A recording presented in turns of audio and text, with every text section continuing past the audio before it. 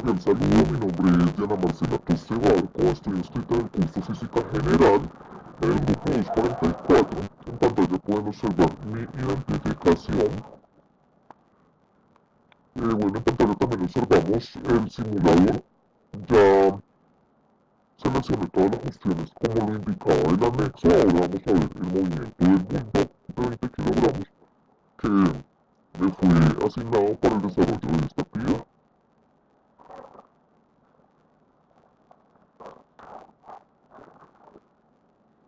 Y bueno, posteriormente vamos a entonces a dar respuesta a las preguntas.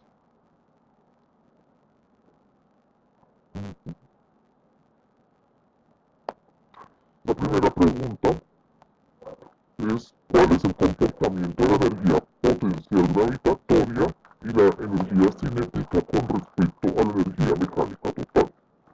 Bueno, el comportamiento de la energía potencial y cinética en función de la energía mecánica total es una onda senoidal, ya que inicia desde un punto bajo, alcanza su máximo valor y vuelve a un punto bajo. Esto debido a que estas varían en función de la velocidad y altura, pero como la energía mecánica total es la suma de ambas, entonces se complementa, y por esto la energía mecánica siempre permanece constante en la pista. Aquí pues observo un pantallazo que tomé anteriormente.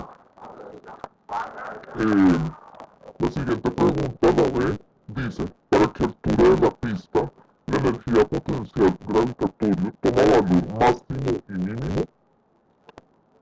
Respuesta, la altura máxima que alcanza el patinador es, en este punto la energía potencial es máxima, debido a que esta depende de la altura, o está en función de la altura, como vemos en la fórmula. P igual a M por G por H.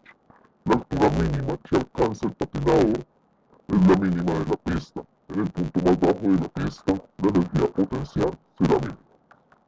La pregunta C dice, ¿para qué altura de la pista la energía cinética toma valor máximo y mínimo? La altura máxima que alcanza el patinador es mínima porque la velocidad es cero.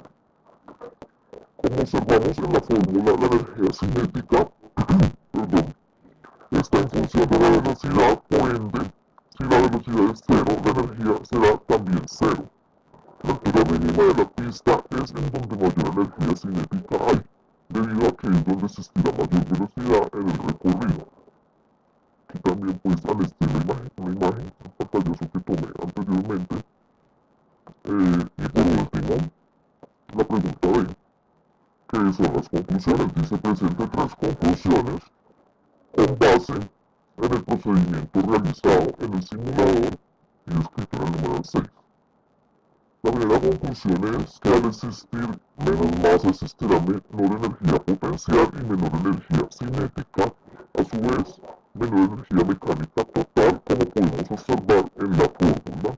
Mecánica igual a 1 sobre 2 por M por B a la 2 más M por G por H. La segunda conclusión es que en el espacio el que exista menor masa no afecta al movimiento del patinador. Esto porque la gravedad es cero y seguirá siendo igual, pero afectará el valor de la energía total. Y mi última conclusión es que la masa está ligada al movimiento de las energías, por ende también al movimiento del trabajo, porque como sabemos el trabajo es la resta de las energías cinéticas y potencial gravitatorio. Bueno, eso es todo, espero por haber sido clara, pido disculpas, pues sé que es muy tarde otra vez para presentar el video, disculpas también por el sonido, la verdad no he podido cuadrarlo, pero bueno, quedo atenta a comentarios acerca del video, muchas gracias, hasta luego.